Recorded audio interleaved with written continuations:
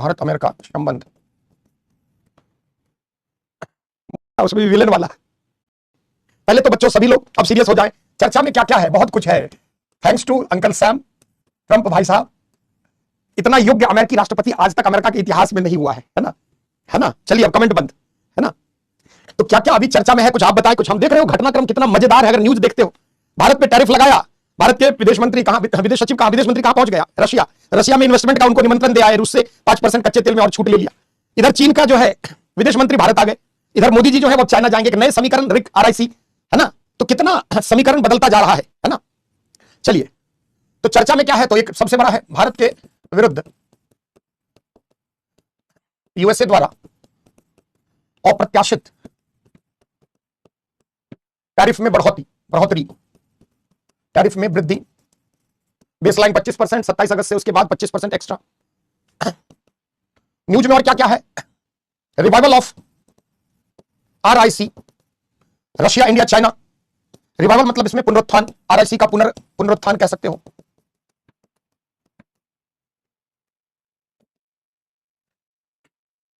Trade relation, सबसे trade relation खराब होने की संभावना है। ट्रेड रिलेशन इंडो पैसिफिक, सबसे बड़ा जो हमारे लिए इंडो पैसिफिक, एशियाई प्रशांत क्षेत्र में शांति सुरक्षा व स्थायित्व हेतु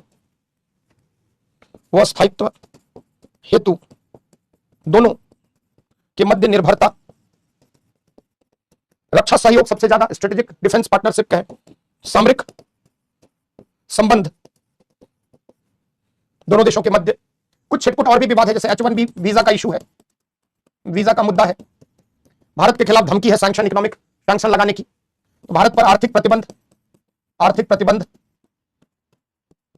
लगाने की धमकी। भारतीयों को, बहुत सारे भारतीयों को अमेरिका से भारत में भेजा गया है, डिपोर्ट किया गया है। सबसे ज्यादा जो यूपीएससी के लिए इंपॉर्टेंट है इस बार के लिए एग्जाम में आप देखें तो, एक तो टैरिफ को लेकर क्या भारत को करना चाहिए, भारत इसके लिए क्या कर सकता है, भारत की क्या रणनीति हो सकती है। रिवाइवल ऑफ RIC पूछ सकता है। ट्रेड रिलेशन में क्यों नहीं बेहतर हो पाए हैं उससे। Indo Pacific defence corporation, strategic relation, यहां से प्रश्न आपको दिख सकता है ना। तो सामरिक संबंध, ये सब न्यूज में, और भी बहुत कुछ न्यूज में रही है ना। टैरिफ का मतलब होता है जब भी आप कोई देश से सामान मंगाते हैं तो उस पर जो कर लगाते हैं, प्रतिकर जो आप उस पर इंपोज करते हैं, टैरिफ उसी को कहते हैं। नकुल, चलिए अभी बहुत सारी चीजें न्यूज में रही है, उन सबको समेटने की कोशिश करते हैं, है ना। चलिए अगर लिखना चाहे तो लिख सकते हैं न्यूज में क्या क्या है। H1B वीजा का मुद्दा है, जैसे भारतीयों के वीजा में कटौती को अमेरिका बार बार, जो अमेरिका की फॉरेन पॉलिसी में ट्रंप 2.0 है ना, यहां से भी प्रश्न पूछ सकता है कि ट्रंप 2.0 के दौर में भारत अमेरिका संबंध की प्रकृति, हालिया प्रगति क्या रही है।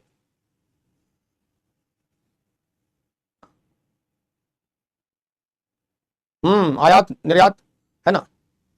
चलिए हो गया होगा।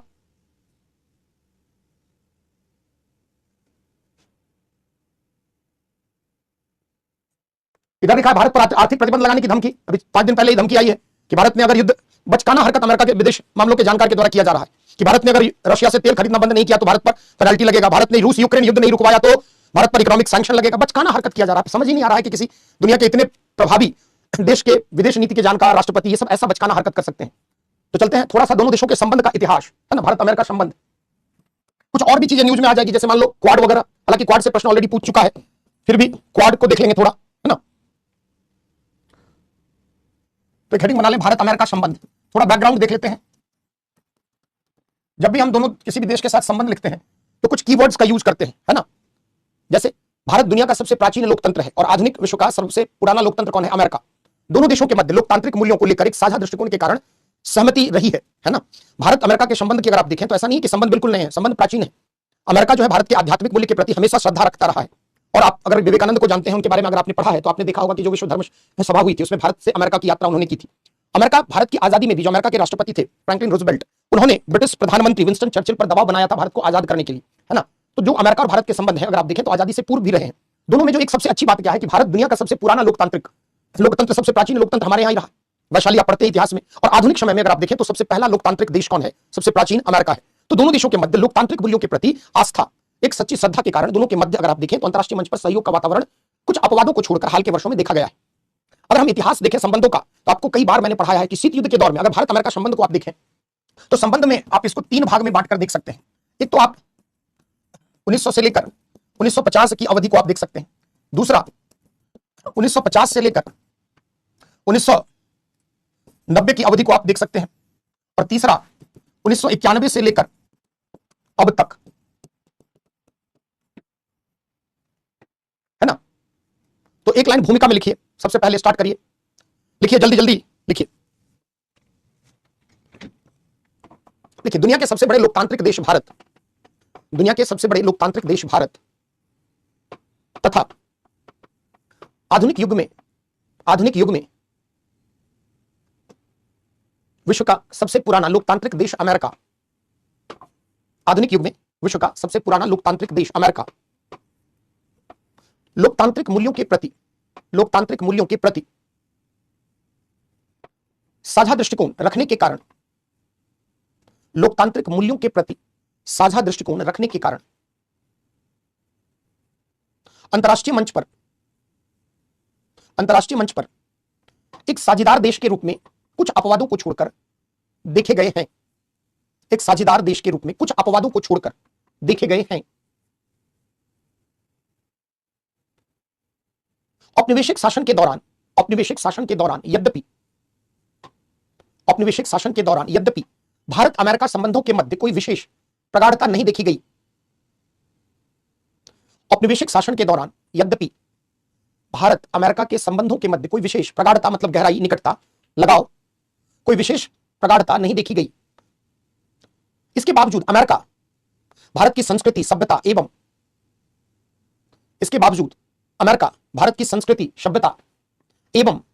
आध्यात्मिक शक्ति में विश्वास करने वाला देश रहा है। भारत की संस्कृति, सभ्यता व आध्यात्मिक शक्ति या मूल्य जो भी लिखें में विश्वास करने वाला देश रहा है। भारत के स्वाधीनता संघर्ष के दौरान अमेरिकी राष्ट्रपति फ्रैंकलिन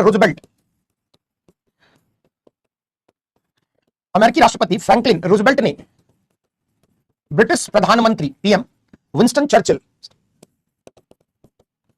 चर्चिल पर भारत को आजाद करने हेतु दबाव बनाया था।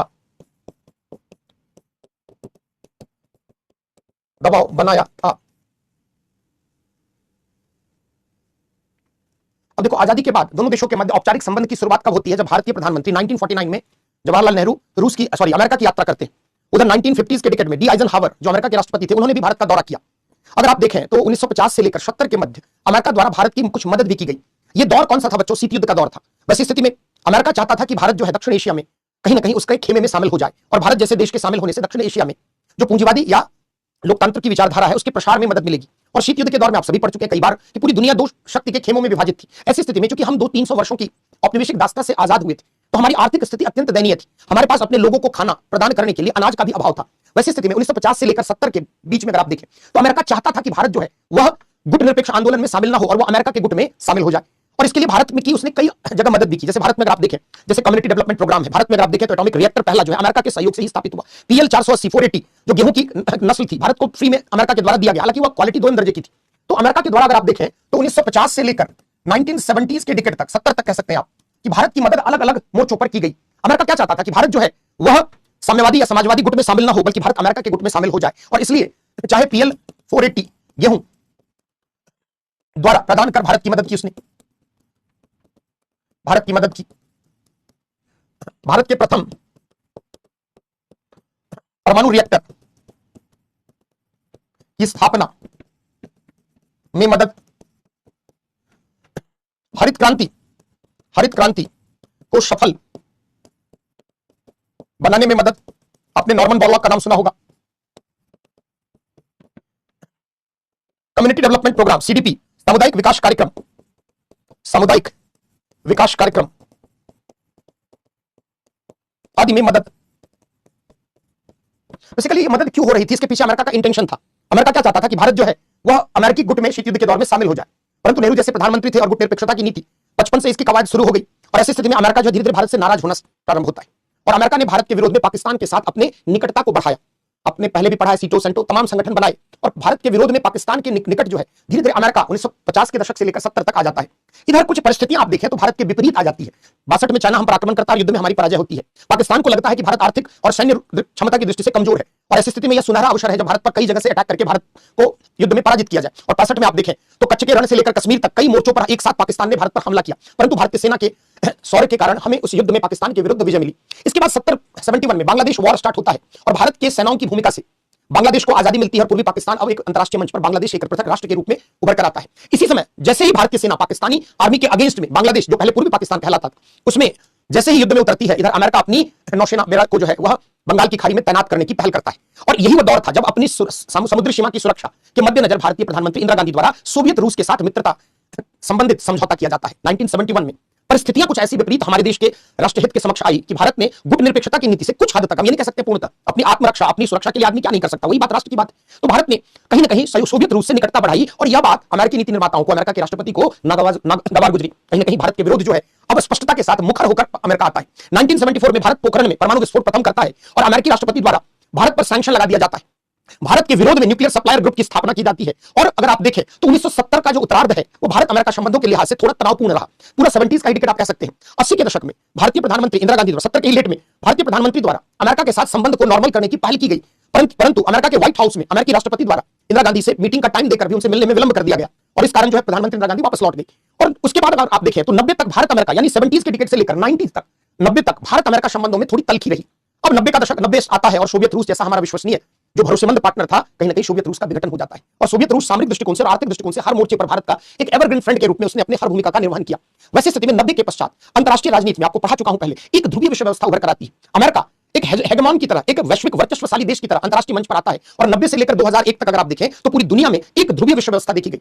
इधर 90 के दशक में ही आपके देश की आर्थिक स्थिति, हमारे देश की आर्थिक स्थिति दयनीय हो गई थी। बैलेंस ऑफ पेमेंट का संकट या अन्य तमाम मोर्चों पर भारतीय आर्थिक स्थिति हमारी दयनीय हो गई और ऐसी स्थिति में जो है हमने क्या किया, नई आर्थिक नीति को प्रवर्तित किया, न्यू इकोनॉमिक पॉलिसी, जिसमें लिबरलाइजेशन, एलपीजी, उदारीकरण, निजीकरण और वैश्वीकरण जैसी आर्थिक उदारीकरण की प्रक्रिया को विस्तार देने की बात की गई। अपनी अर्थव्यवस्था को हमने ओपन किया और धीरे धीरे, चूंकि अमेरिका एक पूंजीवादी देश है, भारत जैसा बाजार अंतरराष्ट्रीय मंच पर दुनिया के उस समय चीन में ही हमारे से अधिक आबादी रही थी, वैसी स्थिति में 90 के बाद जो परिस्थितियां विपरीत भारत के लिए सोवियत रूस के विघटन के कारण बनी, तो कहीं ना कहीं हमारी मजबूरी हो गई कि अमेरिका के साथ संबंधों को नॉर्मलाइज किया जाए और 90 के दशक से धीरे धीरे भारत अमेरिका संबंध को एक नए स्वरूप में स्थापित करने का प्रयास किया गया। तो ये यहां तक का इतिहास है। तो हमने आपको क्या बताया कि इसमें हम तीन जो है 1900 से लेकर 1950 में क्या क्या घटनाक्रम हुआ आपने देखा। 1950 से 90 के फेज को भी चाहे तो आप दो भाग में बांट सकते हैं, एक 1950 से लेकर 70 तक और दूसरा 1971 से लेकर 1990 तक, है ना।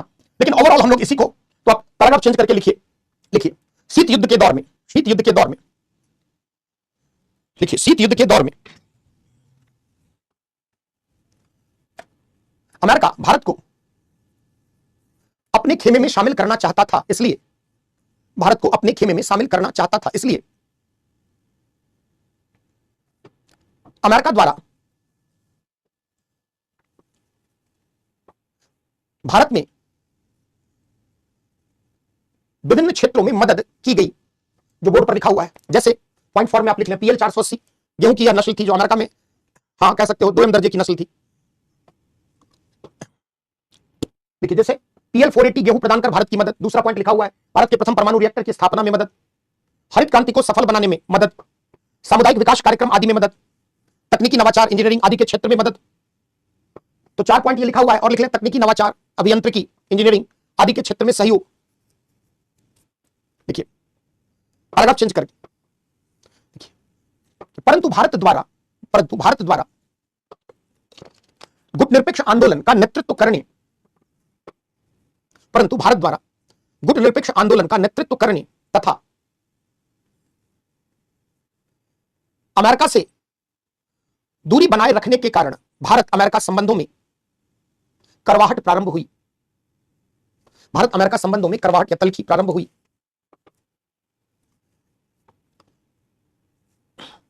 1960 के दशक में भारत ने चीन व पाकिस्तान से युद्ध लड़ी।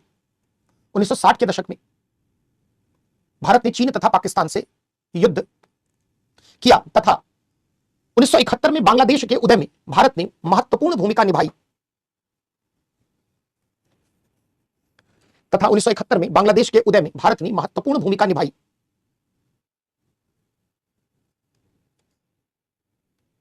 अमेरिका द्वारा 1950 के दशक से ही पाकिस्तान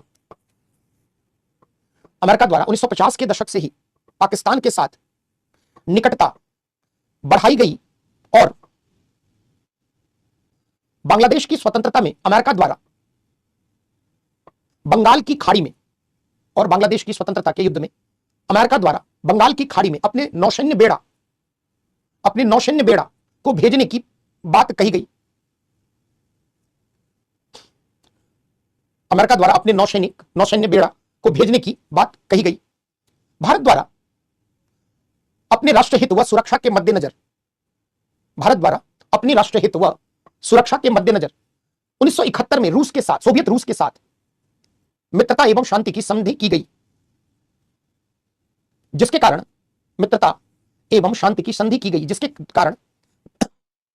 भारत अमेरिका संबंध और भी खराब हुए। पैराग्राफ चेंज करके 1974 में भारत द्वारा प्रथम परमाणु परीक्षण के पश्चात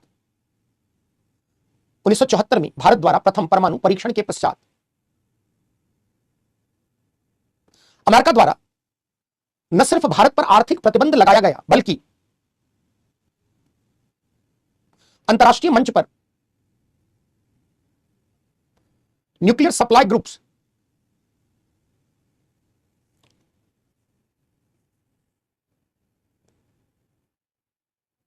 तथा NPT nuclear non proliferation treaty, नाभिकीय अप्रसार संधि जैसे प्रयास किए गए। पढ़ा चुका हूं ये सब, आपको याद हो तो पहले भी, है ना। नाभिकीय आपूर्तिकर्ता समूह तथा नाभिकीय अप्रसार संधि जैसे प्रयास किए गए। कुल मिलाकर 1950 से लेकर 1990 तक भारत अमेरिका संबंध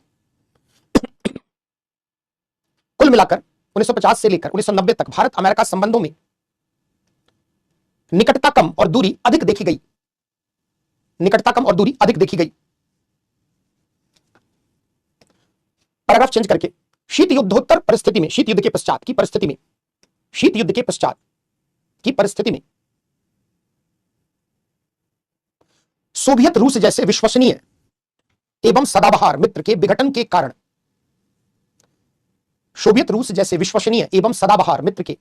राष्ट्र के विघटन के कारण अंतरराष्ट्रीय मंच पर एक ध्रुवीय विश्व व्यवस्था का एक नया दौर प्रारंभ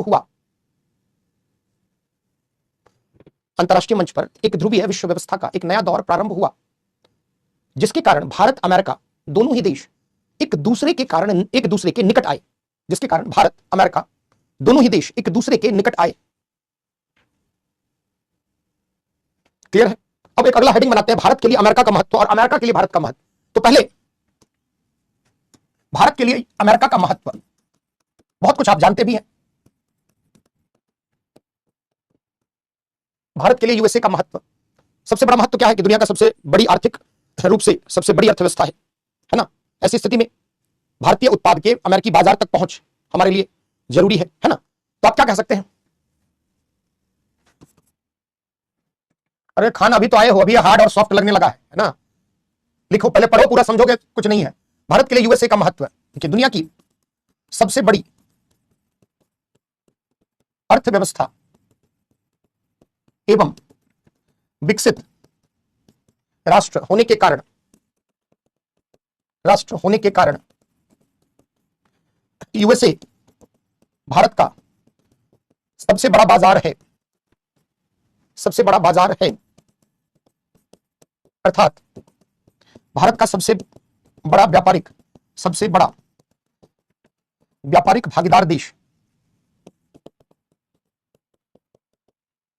129 से 131 बिलियन डॉलर का ट्रेड है 2023-24 का हमारा अमेरिका के साथ। कई जगह अगर रिपोर्ट पढ़ेंगे तो 129.2 बिलियन लिखा जाता है, कई जगह 131.6 लिखा जाता है। तो मानकर चले लगभग 130 बिलियन डॉलर का वार्षिक व्यापार, एनुअल ट्रेड 2024 का। और ट्रेड जो है वो सरप्लस है। आगे इस पर डिटेल और पढ़ाऊंगा, चर्चा करूंगा टैरिफ वाले मुद्दे पे। समझने के लिए आप सोचिए कि लगभग 88 बिलियन डॉलर भारत से निर्यात होता है और हम अमेरिका से इंपोर्ट करते हैं लगभग 42 बिलियन डॉलर के आसपास, है ना। तो कहीं ना कहीं यह भारत के फेवर में अधिक है, लगभग 46 बिलियन डॉलर भारत को फायदा है। लेकिन अब आगे क्या होगा, आगे इस पर चर्चा होगी। तो पहला सबसे बड़ा कारण क्या है?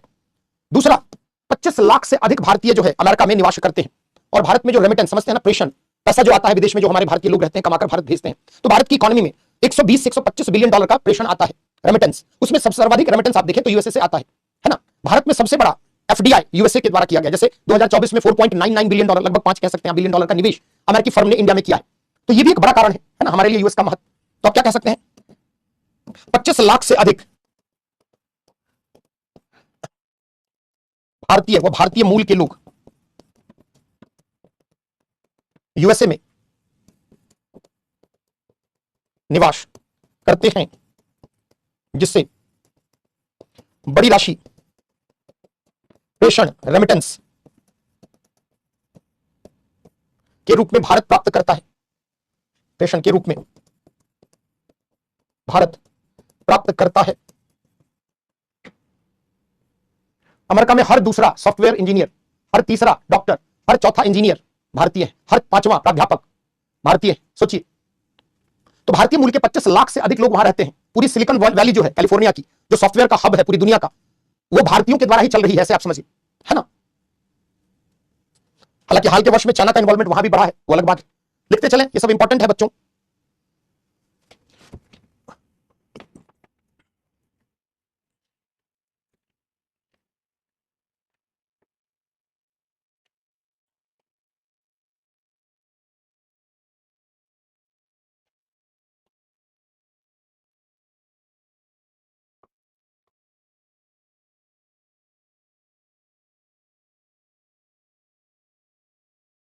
हो गया, जिससे बड़ी राशि रेमिटेंस के रूप में भारत प्राप्त करता है।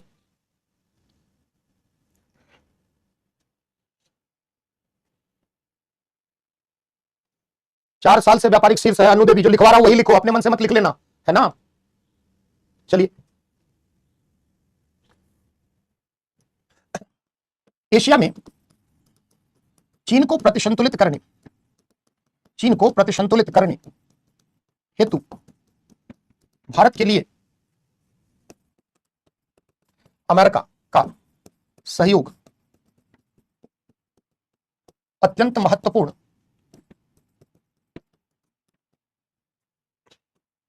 कई सामरिक गठबंधन दोनों देश साथ साथ,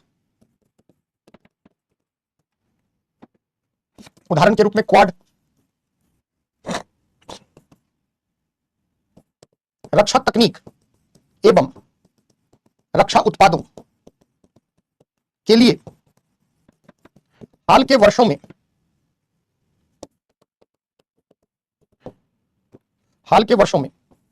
भारतीय सेना की यूएसए पर निर्भरता में वृद्धि। जैसे हमने इस डिफेंस कॉर्पोरेशन में अगर आप देखें, है ना, अगर आप देखें, गूगल तो मोबाइल तो होगा ही नहीं, पर गूगल कर लो, यूएस के रिकॉर्ड निकल जाएगा पहला दूसरा लिंक पे, है ना। लिखने से पहले सोचा करो, रक्षा तकनीक एवं रक्षा उत्पादों के लिए हाल के वर्षों में भारतीय सेना की यूएसए पर निर्भरता में वृद्धि। जैसे आप देखें तो पिछले एक दशक में 25 से 30 बिलियन डॉलर का रक्षा उत्पाद भारत द्वारा यूएसए से खरीदा गया। चलिए, थोड़ा स्पीड बढ़ाइए, बहुत धीरे। रक्षा तकनीक एवं रक्षा उत्पाद, है ना।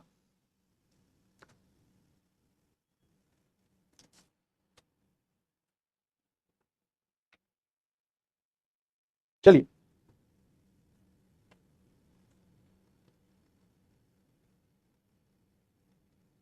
चलिए 2016 से भारत अमेरिका का मेजर डिफेंस पार्टनर तथा इंडो पैसिफिक रीजन, एशियाई प्रशांत क्षेत्र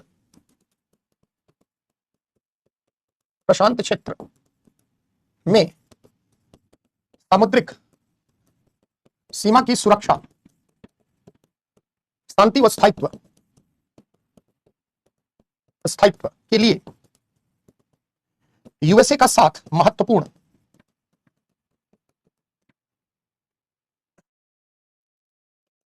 यूएसए द्वारा 2024 में 4.99 बिलियन डॉलर का भारत में निवेश, भारत में एफडीआई लिख देता हूं, फॉरेन डायरेक्ट इन्वेस्टमेंट, विदेशी प्रत्यक्ष निवेश, तथा सर्वाधिक एफडीआई करने वाले देशों में द्वितीय या तृतीय स्थान पर।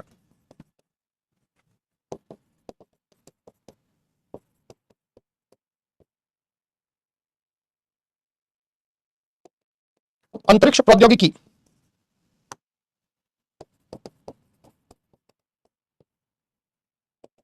तकनीक स्थानांतरण, टेक्नोलॉजी ट्रांसफर आदि हेतु यूएसए पर निर्भरता।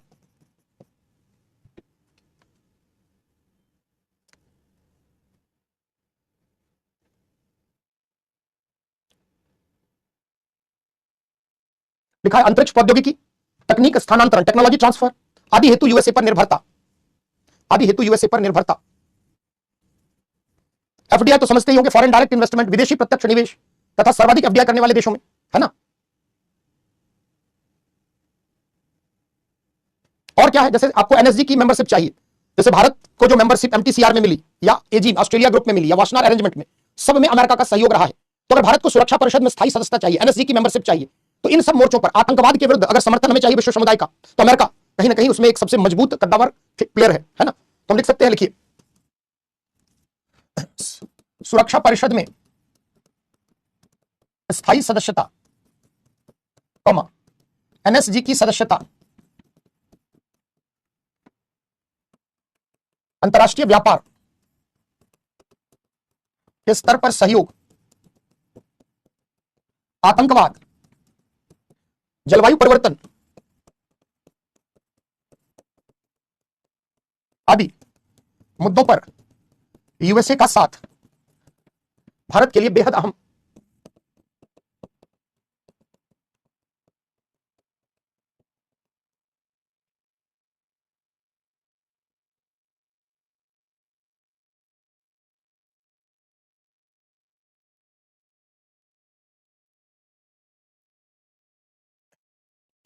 असैन्य परमाणु समझौता,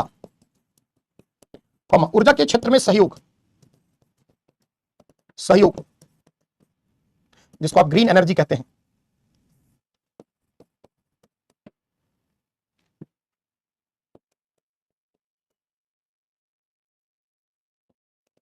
आदि में हेतु यूएसए की महत्वपूर्ण भूमिका। अब थोड़ा यूएसए का एंगल भी समझो, है ना, तब दोनों देशों के मध्य संबंध को और बेहतर रूप में। यूएसए का भारत में क्या इंटरेस्ट है?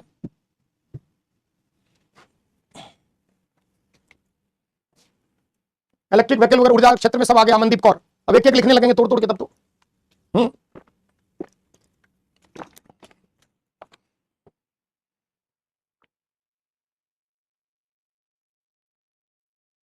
असैन्य परमाणु समझौता, ऊर्जा के क्षेत्र में सहयोग, ग्रीन एनर्जी आदि हेतु यूएस की महत्वपूर्ण भूमिका। अब चलते हैं यूएसए के लिए भारत का महत्व। यूएसए के लिए भारत का महत्व, क्या क्या महत्व है? ग्रीन के बाद एनर्जी लिखा है, हरित ऊर्जा लिख लो। किसी का छूट गया है, दोबारा लिखो।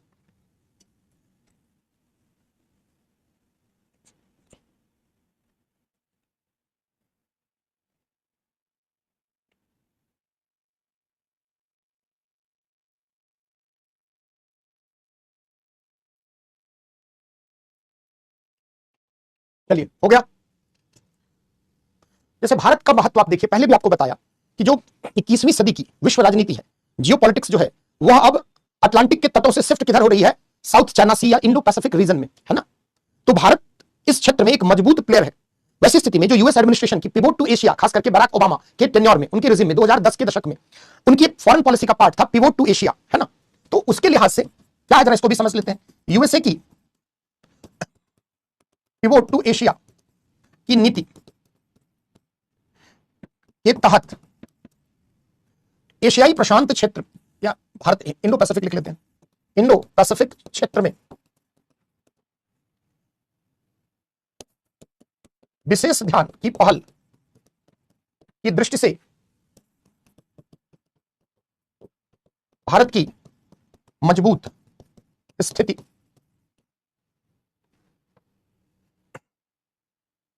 मेजर डिफेंस, अभी वही हो, मेजर डिफेंस में ही हो क्या? मेजर डिफेंस पार्टनर लिखा होगा और क्या लिखा होगा, पार्टनर है, PARTNER। कहां रह जाते हो इतने पीछे।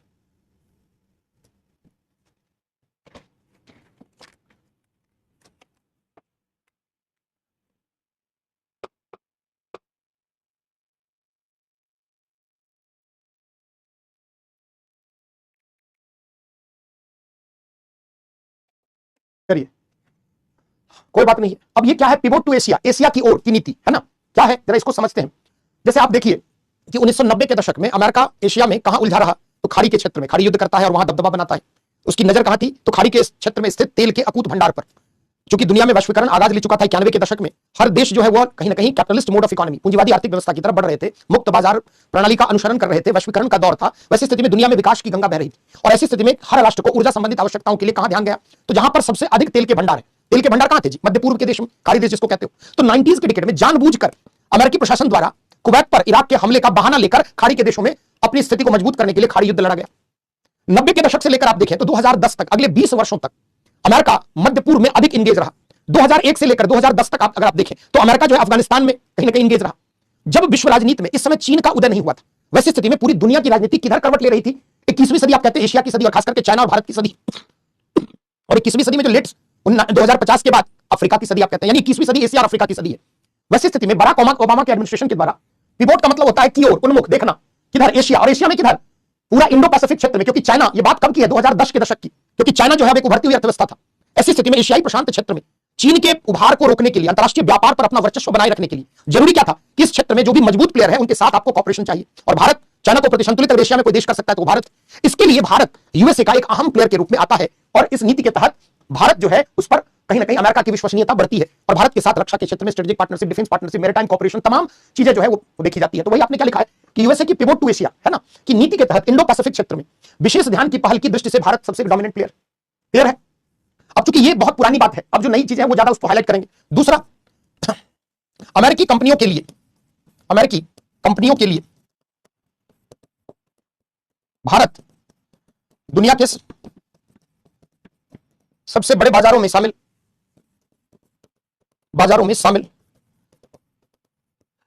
विशेषकर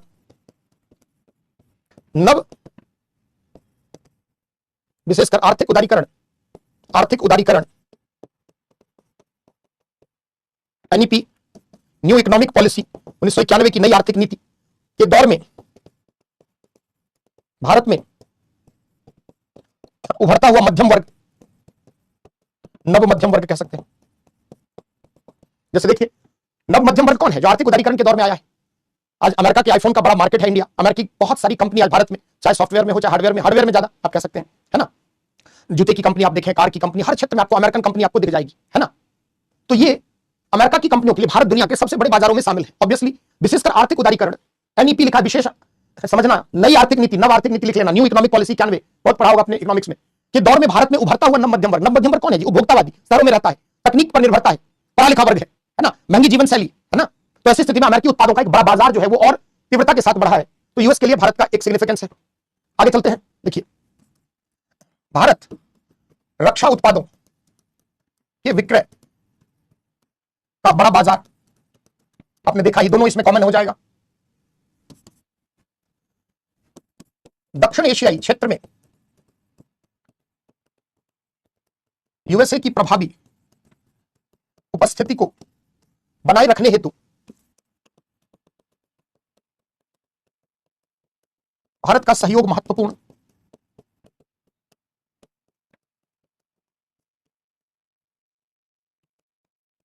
अमेरिका के विकास में भारतीय समुदाय व्यापक भूमिका, आप देख लें, आज दुनिया के टॉप 20 कंपनियों में से आपको 6-7 बड़ी कंपनियों के सीईओ कौन है, भारतीय है या भारतीय मूल के लोग, है ना, आप पढ़ते ही हैं। तो भारतीय समुदायों की व्यापक भागीदारी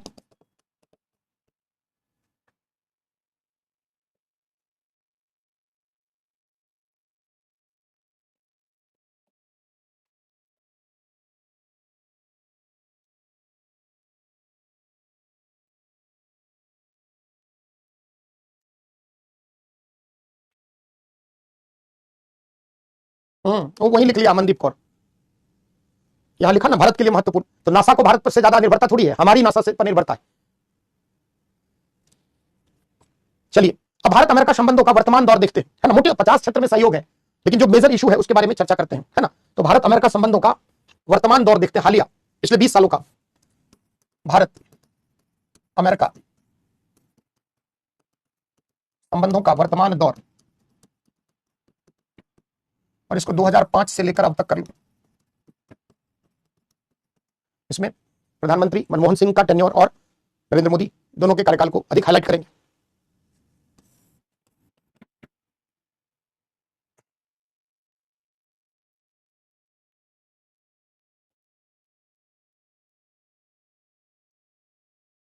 कुछ लोग का छूट गया है क्या कमेंट?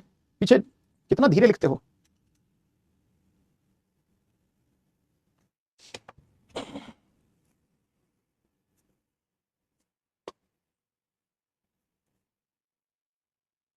हो गया है। चलिए अब जैसे सबसे पहले अगर आप देखें तो 2005 में पीएम मनमोहन सिंह की यात्रा, मनमोहन सिंह की यूएसए की यात्रा तथा सिविल न्यूक्लियर डील के लिए, सिविल न्यूक्लियर डील हेतु प्रयास प्रारंभ। भारत अमेरिका के मध्य असैन्य परमाणु समझौता है, और इसका विशेष महत्व इसलिए है क्योंकि जो अमेरिका का कानून है वह किसी भी देश के साथ अगर असैन्य परमाणु समझौता कर सकता है तो उसको कहीं ना कहीं एनएसजी की मेंबरशिप चाहिए उसके लिए, है ना। यानी अमेरिका किसी भी देश के साथ कोई भी सैन्य असैन्य परमाणु समझौता करेगा तो उस देश की पहली शर्त क्या है कि वह एनएसजी जो न्यूक्लियर सप्लायर ग्रुप है उसका मेंबर हो, दूसरा वह जो है एनपीटी पर सिग्नेटरी हो, जो न्यूक्लियर प्रोलिफरेशन ट्रीटी है। अब भारत दोनों ही आप जान रहे हैं, पहले भी पढ़ चुके हैं, भारत ना तो एनपीटी पर सिग्नेटरी है और ना तो भारत अगर आप देखें तो एनएसजी का मेंबर है। वैसी स्थिति में असैन्य परमाणु समझौता कैसे हो? तो जॉर्ज बुश द्वितीय और मनमोहन सिंह के मध्य आप देखें तो 2005 से लेकर 2007-8 तक गहन वार्ता का दौर चला, और अमेरिका ने भारत के हित में हाइड एक्ट जो है उसको संशोधित किया, जिसको 123 एग्रीमेंट के नाम से आप जानते हैं, जिसकी धारा कहती थी कि अमेरिका, जो आपको बता रहा था कि उसी देश के साथ असैन्य परमाणु समझौता कर सकता है जो या तो एनपीटी पर सिग्नेटरी हो और या एनएसजी का, या साथ साथ एनएसजी का मेंबर हो। भारत दोनों में से कहीं भी नहीं है। वैसी स्थिति में आप देखें तो जॉर्ज बुश द्वितीय के द्वारा भारत के साथ असैन्य परमाणु समझौता पर हस्ताक्षर किया गया, और जिसके बाद भारत ने कई देशों के साथ असैन्य परमाणु समझौता अमेरिका का हवाला देकर किया। तो ये सबसे बड़ी जो है, अगर आप देखें भारत अमेरिका संबंधों के लिहाज से सबसे बड़ी जो प्रगति है वह इस रूप में है। तो आप इसके बाद लिखिए यूएसए की यात्रा तथा सिविल न्यूक्लियर डील हेतु प्रयास प्रारंभ। लिखिए अमेरिका द्वारा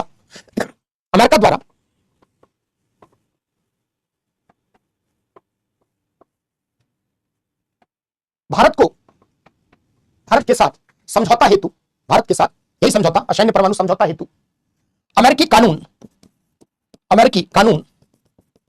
हाइड एक्ट में संशोधन कर भारत के साथ 2009 में असैन्य परमाणु समझौता पर हस्ताक्षर किया गया, जिसके पश्चात भारत ने कई देशों के साथ ऐसे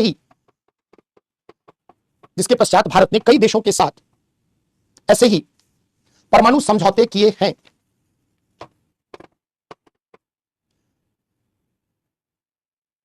दो 2005 में ही, जैसे एक महत्वपूर्ण बात जो हुई अगले बुलेट में आप लिख लें, 2005 में ही जो रक्षा संबंध है उसकी बुनियाद रखी गई, और यूएस और इंडिया के मध्य new framework for Indo USA defence relation समझौता पर हस्ताक्षर किया गया, है ना। तो 2005 में ही भारत अमेरिका के मध्य रक्षा संबंध को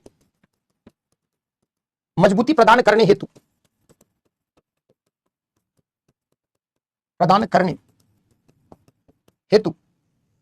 न्यू फ्रेमवर्क, इंग्लिश में लिख देता हूं, है ना, new framework for Indo USA defence relations. New framework मतलब होता है एक तरह से प्रारूप, घोषणा पत्र जैसे, है ना। संबंधित समझौते पर हस्ताक्षर किया गया।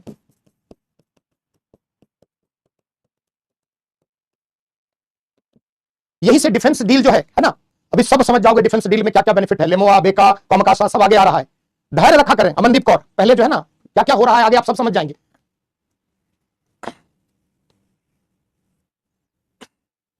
इसमें कहा गया कि अगले 10 वर्षों के लिए 2005 से 15 तक डिफेंस के क्षेत्र में दोनों देश क्या करेंगे, सहयोग करेंगे। सहयोग का मतलब क्या होता है, जैसे टेक्नोलॉजी ट्रांसफर होता है, जैसे सैन्य मिलिट्री अभ्यास होता है, जैसे एक दूसरे को तकनीक का हस्तांतरण करेंगे, तमाम चीजें, तो आगे वो कई चीजों में दिख जाएगी, है ना। तो ये 2015 में भारत अमेरिका रक्षा संबंधों को मजबूती प्रदान करने हेतु सिविल न्यूक्लियर डील पूछ रहे हो। असैन्य परमाणु समझौता में क्या होता है, असैन्य नाम है, मतलब कि जैसे बिजली उत्पादन करना है आपको तो यूरेनियम चाहिए, टेक्नोलॉजी चाहिए, है ना। आप एनएसजी के तो मेंबर है नहीं, तो आपको यूरेनियम ईंधन तकनीक कोई देश दे नहीं सकता है। वैसी स्थिति में अगर असैन्य परमाणु समझौता किया तो भारत की भविष्य में जो नाभिकीय ऊर्जा की आवश्यकताएं बढ़ेगी, वैसी स्थिति में आप अपने यहां रिएक्टर लगा सकते हैं, आप रिएक्टर के लिए ईंधन ले सकते हैं, रिएक्टर से संबंधित विभिन्न प्रौद्योगिकी आप अमेरिका से, ये किसके लिए, असैन्य शांतिक प्रयोजन के लिए। असैन्य परमाणु समझौता नागरिकों के कल्याण और विकास के लिए, जैसे बिजली आप ऊर्जा पैदा करिए, है ना, आपकी ऊर्जा जरूरतों को पूरा करेगा। तो जो यह सामरिक नहीं है, असैन्य मतलब सैन्य गतिविधि के लिए नहीं है। जैसे सैन्य गतिविधि के लिए अगर परमाणु समझौता अगर होता है तो उसमें क्या है, जैसे परमाणु पनडुब्बी एक दूसरे को दे सकता है ना, कई ऐसी तकनीक दे सकता है। असैन्य परमाणु समझौता का यह महत्व है कि इसके जरिए भारत भविष्य में अपनी ऊर्जा आवश्यकताओं को पूर्ण करने के लिए भारत में बहुत सारे रिएक्टर स्थापित कर सकता है, और इस क्रम में रिएक्टर के लिए ईंधन तकनीक तमाम जो भी चीजें हैं वो कौन प्रोवाइड करेगा, अमेरिका।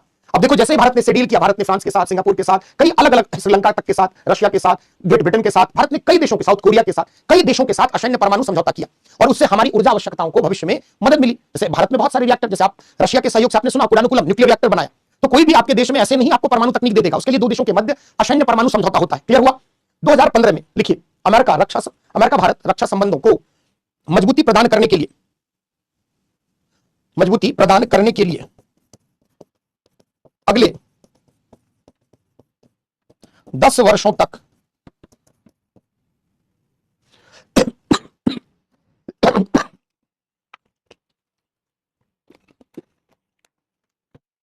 अगले 10 वर्षों तक डिफेंस फ्रेमवर्क एग्रीमेंट पर हस्ताक्षर किया गया, हस्ताक्षर किया गया।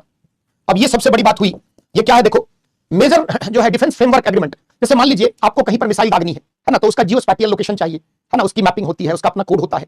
तो सुरक्षा के संबंध में सामरिक दृष्टिकोण से अमेरिका अब रक्षा के क्षेत्र में टेक्नोलॉजी, बहुत सारी चीजों का ट्रांसफर कर सकता है भारत के साथ, और ये जो एग्रीमेंट है ये भारत के लिए बहुत बड़ा अचीवमेंट था। जैसे आगे इसके कारण हमने कई अन्य जो है समझौते पर हस्ताक्षर किया। तो लिखिए फटाफट, क्या लिखा हमने, डिफेंस फ्रेमवर्क एग्रीमेंट पर हस्ताक्षर किया गया। देखिए 2016 में अमेरिका द्वारा, 2016 में अमेरिका द्वारा भारत को मेजर डिफेंस पार्टनर का दर्जा प्रदान किया गया, जिसके तहत दोनों देशों के मध्य रक्षा से संबंधित विभिन्न पहलुओं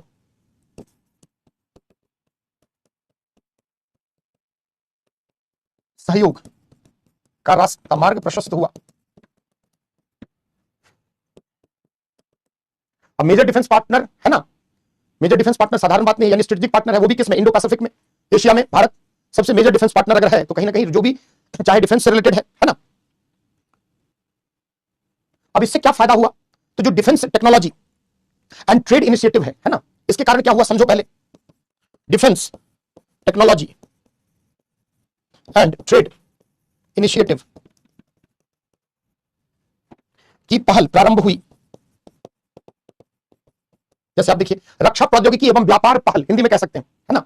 कोई भी देश जिसने वर्षों तक अपने दुनिया पर राज कैसे किया, अपनी टेक्नोलॉजी की बढ़त को लेकर, तो आपसे टेक्नोलॉजी थोड़ी शेयर कर देगा आसानी से। जैसे मान लीजिए fighter, 5th generation 4th generation के फाइटर प्लेन है, बहुत सारे मिसाइल है, बहुत सारी उसकी कोडिंग है, बहुत सारा उसका जियो स्पैटियल लोकेशन होता है, बहुत सारी रक्षा से संबंधित गोपनीय सूचनाएं होती है, गोपनीय तकनीक होती है जो एक देश दूसरे को नहीं देता है ना। वैसी स्थिति में जब भी आप मेजर डिफेंस पार्टनर हो गए, मतलब रक्षा उत्पादों को दोनों मिलकर विभिन्न मोर्चों पर रक्षा उत्पादों का खरीद बिक्री करने के साथ साथ भारत में दोनों देशों के मध्य रक्षा उत्पादों के विनिर्माण का मार्ग प्रशस्त हुआ। मतलब अब अमेरिका रक्षा से संबंधित प्रौद्योगिकी और व्यापार इनिशिएटिव के जरिए भारत को इन उत्पादों के विनिर्माण के लिए तमाम सुविधाएं उपलब्ध कराएगा।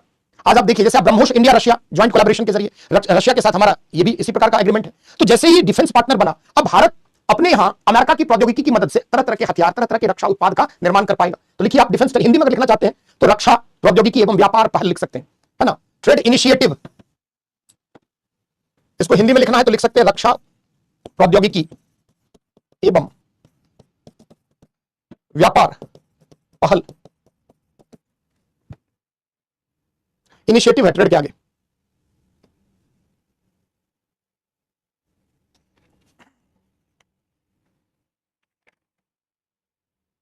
अब दोनों देशों के मध्य डिफेंस से रिलेटेड बहुत सारे एग्रीमेंट हुए, लिख लिया, इसी का पार्ट है वो सब। मेजर डिफेंस पार्टनर का दर्जा देते ही रक्षा से संबंधित बहुत सारा, जैसे लेमोआ है, कामाकाशा है, इन सब पे चर्चा हम लोग करते, बेका है। देखिए, भारत अमेरिका के मध्य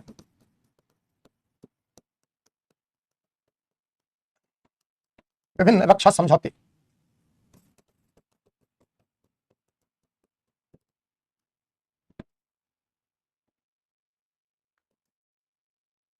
आपने सुना होगा लेमोआ। अगर नाम फुल फॉर्म याद ना रहे तो कोई नहीं, बस शॉर्ट, है ना, आप बस शॉर्ट फॉर्म लेमोआ लिख देंगे तो हो जाएगा, है ना। क्या है लेमोआ? लॉजिस्टिक एक्सचेंज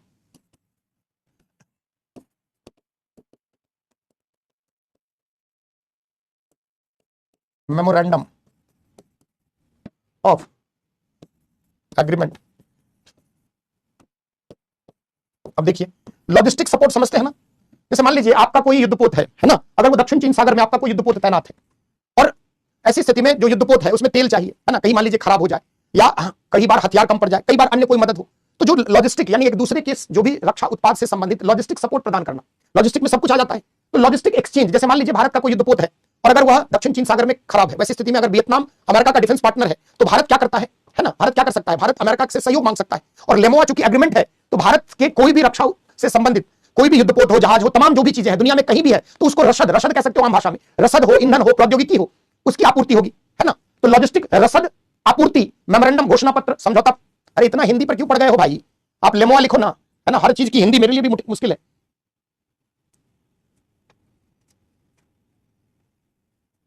आम भाषा में कहें सैन्य रखरखाव रसद संबंधित समझौता, अगर हिंदी में आप चाहें तो इसको लिख सकते हैं सैन्य रखरखाव या रसद की आपूर्ति से संबंधित समझौता, आपूर्ति से संबंधित समझौता। समझ गए होगा हिंदी लिखते ही कि जो भी सैन्य रखरखाव से संबंधित है ना। अब मान लीजिए हमारा युद्धपोत कहीं भी है दुनिया में, तेल की अगर दिक्कत आ गई, युद्धपोत में कोई खराबी आ गई, कोई सेना की तबियत खराब हो जाए, कोई भी सपोर्ट अगर है, तो भारत को पूरी दुनिया में, आप देख सकते हैं यूएस का पूरी दुनिया पर राज है ना, और खास करके जितने भी समुद्री व्यापारिक परिवहन मार्ग है सब पर यूएस की फ्लीट की नजर रहती है। तो अगर आपका कोई भी जहाज कहीं जो है, अगर मान लीजिए वहां जाकर अगर मान लीजिए ईंधन खराबी आ जाए या कोई भी उसमें तकनीक के स्तर पर खराबी हो जाए, तो ये क्या लिखा, लॉजिस्टिक एक्सचेंज, सैन्य रखरखाव या तकनीक या रसद की आपूर्ति करने के लिए अमेरिका वहां फौरन अपनी, जैसे गाड़ी चला रहे हो, वैसे समझो आम भाषा में कार लेके जा रहे हो, कहीं घूमने जा रहे थे, बीच रास्ते में कार खराब हो गई, तो आप अगर उस कंपनी से आपने कोई उसके साथ आपने डील की हुई, तो कंपनी क्या करेगा, आपको फाइनेंशियल वो टो करने के लिए असिस्टेंस, रोड साइड असिस्टेंस देगा। आपकी कार रास्ते में खराब हो गई तो आप क्या करेंगे, तो आप कंपनी को फोन करेंगे, मारुति, महिंद्रा, टोयोटा जो भी है, तो वो रोड साइड असिस्टेंस आपको देगा, तुरंत क्या करेगा, क्रेन भेज देगा, तुरंत उसको ठीक करने की पहल करेगा। यही चीज है पूरी दुनिया में के स्तर पर। ये कितना अच्छा समझौता है जिसके जरिए भारत के, अगर मान लीजिए नौसेना अगर मान लीजिए प्रशांत महासागर में कहीं फंस जाए, वैसी स्थिति में वो निकटवर्ती अमेरिका के सामरिक अड्डे से मदद मांग सकती है और वहां जाकर अमेरिका उसको मदद कर देगा। तो लिखना, लिखिए, एक दो लाइन में इसको लिख लें। कुछ नोट्स वोट्स कहीं नहीं पढ़ा है लगता है ना, कुछ पढ़ लिया करो, पीडब्ल्यू बहुत मेहनत से मैटर देता है, ये सब बेसिक बातें हैं। लेमोआ, कॉमकासा, इतना अब तो ये पुराना हो गया, 2016 से लेकर 20 तक में इतना 2+2 डायलॉग, लेमोआ, कॉमकासा, काटसा, इतना न्यूज में रहा है। लिखिए लेमोआ के बारे में। देखिए, इस समझौते के अंतर्गत भारत तथा अमेरिका, जैसे अभी आपने सुना था ना कि एक यूके का प्लेन जो है केरल के तट पे खराब हो गया, कई दिन तक पड़ा रहा, तो ऐसी स्थिति में मदद की गुहार पहले तो भारत से नहीं लगाई, लेकिन भारत ने मदद की पहल की। तो क्यों आपको कोई सपोर्ट करे, इसके लिए कोई एग्रीमेंट तो होना चाहिए। देखिए, इस समझौते के अंतर्गत भारत तथा अमेरिका दोनों ही देश एक देश दूसरे की सेना, इस समझौते के तहत भारत तथा अमेरिका दोनों ही देश एक दूसरे की सेना के लिए विभिन्न सुविधाएं, साजो सामान, रसद, तकनीक, संसाधन, साजो सामान, रसद, तकनीक, ईंधन आदि उपलब्ध कराएंगे तथा इसके लिए दोनों एक दूसरे के सैन्य अड्डों का प्रयोग करेंगे।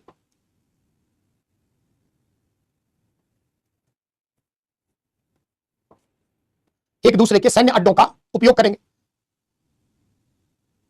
जैसे मान लीजिए बे ऑफ बंगाल में कुछ खराब हो जाए, अमेरिका का कोई जहाज या कुछ भी, ईंधन घट जाए, कुछ भी हो जाए, तो हम कोलकाता पोर्ट से हम मदद कर सकते हैं। वैसे डीओ गार्सिया नीचे उनका है भी, तो भारत का जहाज अगर कहीं फंसता है तो उसको निकालने की कवायद में वो मदद करेंगे। तो दोनों देश क्या करेंगे, एक दूसरे के सैन्य अड्डों का प्रयोग करेंगे। ऐसे आपको कोई देश अपने सैन्य अड्डे के प्रयोग की अनुमति देगा, लेकिन अगर लेमोआ एग्रीमेंट है तो दोनों देश क्या करेंगे, एक दूसरे के सैनिक की मदद करेंगे, चाहे ईंधन हो, तकनीक हो, संसाधन हो, जो भी चीजें प्रॉब्लम है उसको पूरे दुनिया के विभिन्न क्षेत्र में अगर कोई समस्या आती है तो उसका निदान करेंगे, है ना। हो गया, चलते अगला तेजी से देखो, कॉमकाशा। अब सब हिंदी, अब इस सब की, हाँ, जो लोग नोट्स पढ़कर आओगे उसमें कई चीजें दी हुई है ना। क्या है, C for communication,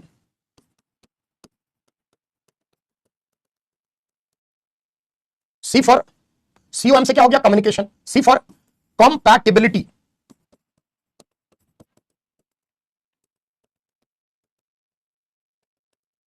and security agreement.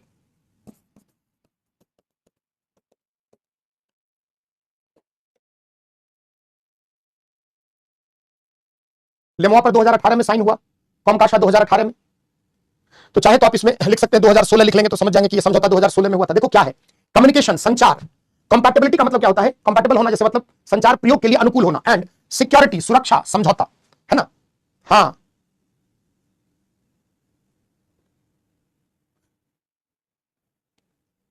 अब अगर हिंदी इसकी कहोगे तो संचार, समरूपता एवं सुरक्षा।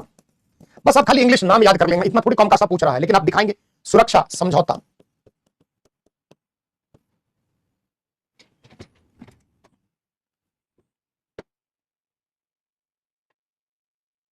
दिया हुआ फिर भी ये सब इंपॉर्टेंट है खाना। देखो अब क्या है, देखो समझ लो क्या है, आसानी से समझ जाएंगे। कम्युनिकेशन समझते हैं, ये संचार।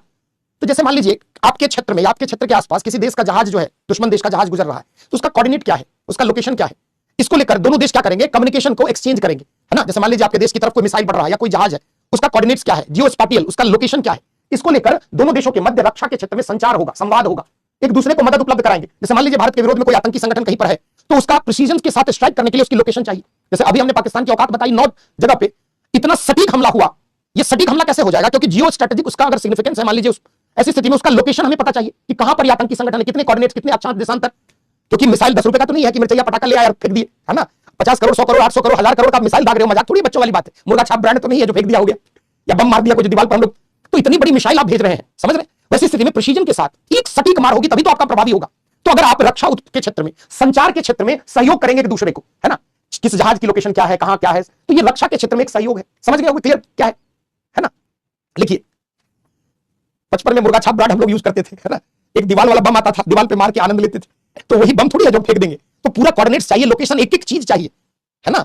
तो उसके लिए हमसे बहुत आगे है अमेरिका टेक्नोलॉजी के मामले में। तो हम क्या करेंगे? उससे सहयोग करेंगे संचार के क्षेत्र में। हमें बताएगा कि हाँ भैया सही में यहां है इसकी लोकेशन, और ये बहुत हाईली कॉन्फिडेंशियल है। कहीं ना कहीं आप अमेरिका के डिफेंस सर्वर का इस्तेमाल करने लगेंगे। मजाक थोड़ी है कि आपको वो अपनी सर्वर, अपनी हर फैसिलिटी उपलब्ध कराएगा। लेकिन चूंकि आप मेजर डिफेंस पार्टनर है और इंडो पैसिफिक रीजन में अगर अमेरिका को अपना दबदबा बनाए रखना है, तो भारत का, है ना, सहयोग चाहिए। हाँ चलिए, तो लिखिए संचार के पास 2 लाइन लिखो, समझ गए होगे क्या है? लिखिए, देखिए दोनों देश, हाँ दोनों देश रक्षा के क्षेत्र में, हाँ हाथ गोला दिवाली मनाने लग गए क्या? दोनों देश रक्षा के क्षेत्र में संचार के आदान प्रदान,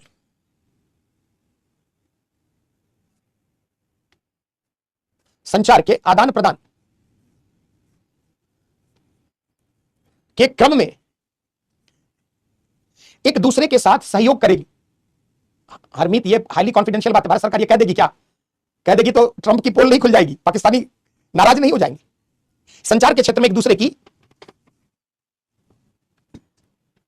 और तीसरा है बेका, BCA,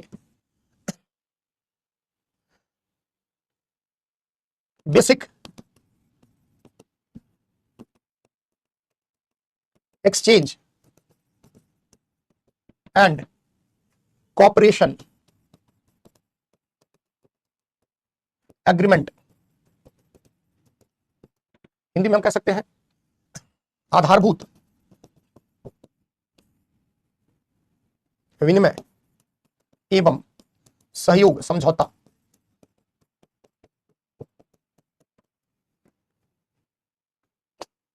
दो 2020 में ये साइन किया गया, 2016 में लेमो आया, 2018 में कॉमकाशा आया, और 2020 में क्या आता है?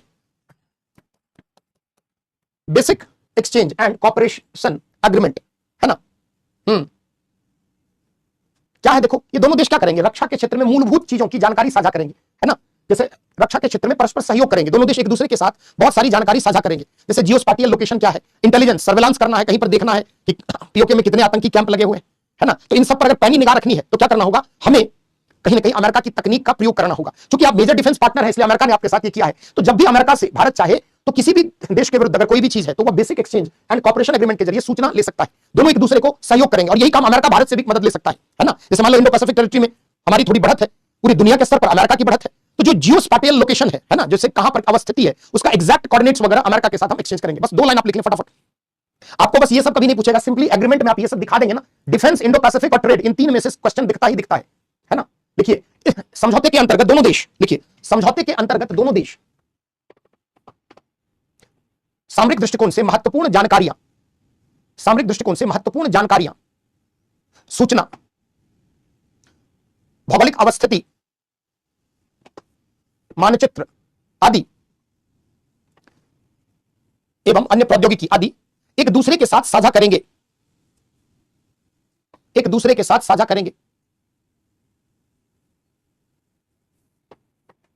है ना। तो ये 3 डिफेंस कॉर्पोरेशन में महत्वपूर्ण समझौता है ना।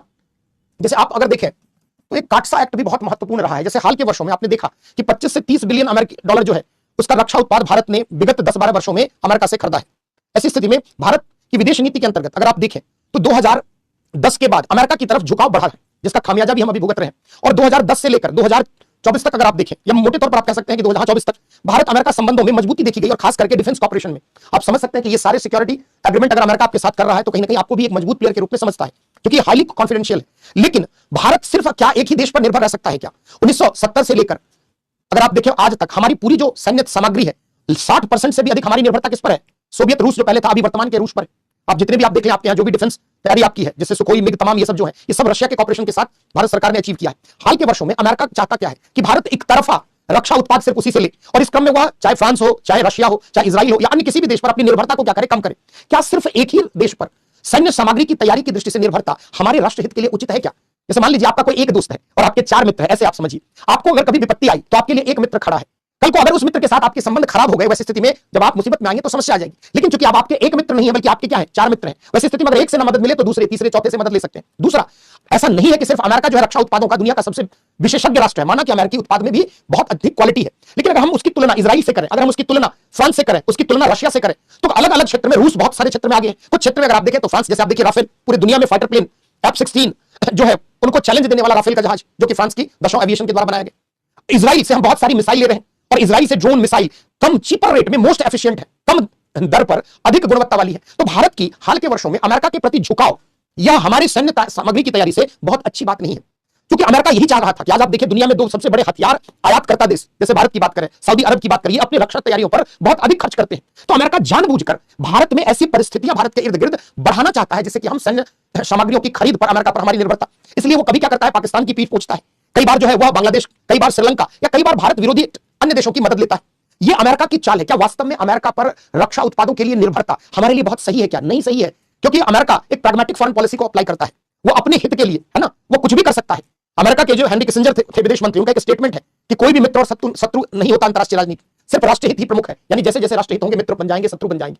यानी ये अमेरिका की जो फॉरेन पॉलिसी है, जिससे लाभ हो, जिससे फायदा हो, अमेरिका उसके साथ चिपक जाता है।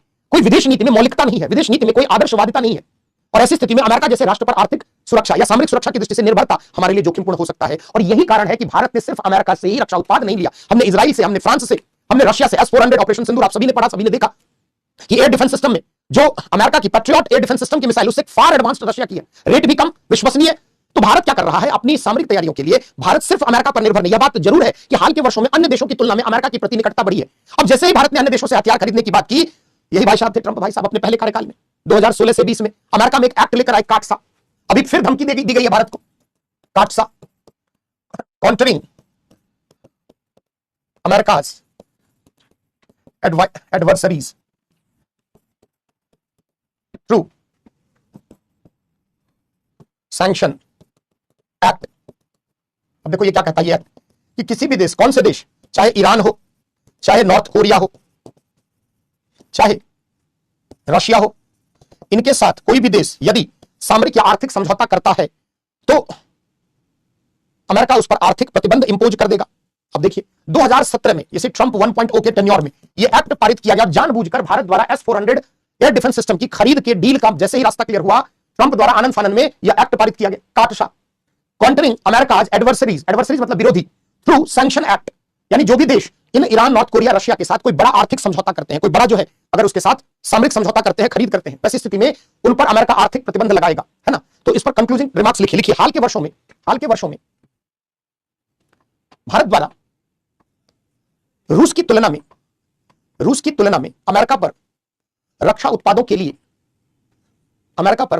के लिए निर्भरता में थोड़ा झुकाव देखा गया है। अमेरिका पर निर्भरता में थोड़ा झुकाव देखा गया है।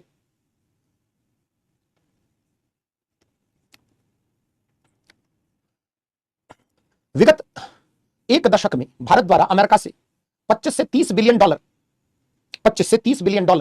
के, बंद करो फिरदौस रफी, हालचाल पूछने नहीं आए हो तुम, मेला में घूम नहीं रहे हो। विगत एक दशक में भारत द्वारा अमेरिका से 25 से 30 बिलियन डॉलर का रक्षा उत्पाद खरीदा गया है। परंतु भारत ने अपनी सामरिक तैयारी के क्रम में अमेरिका के साथ साथ रूस, फ्रांस, इजराइल, परंतु भारत ने अपनी सामरिक तैयारी में अमेरिका के साथ साथ रूस, फ्रांस, इजराइल जैसे देशों के साथ भी रक्षा उत्पादों की बड़ी मात्रा खरीदी है। उदाहरण के रूप में भारत रूस के मध्य 5 बिलियन डॉलर 5 बिलियन डॉलर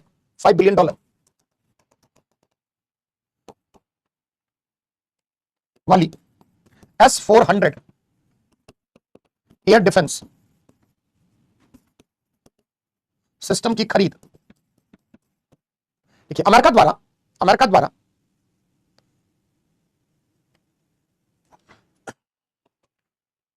अंतरराष्ट्रीय मंच पर रूस, ईरान तथा नॉर्थ कोरिया जैसे देशों के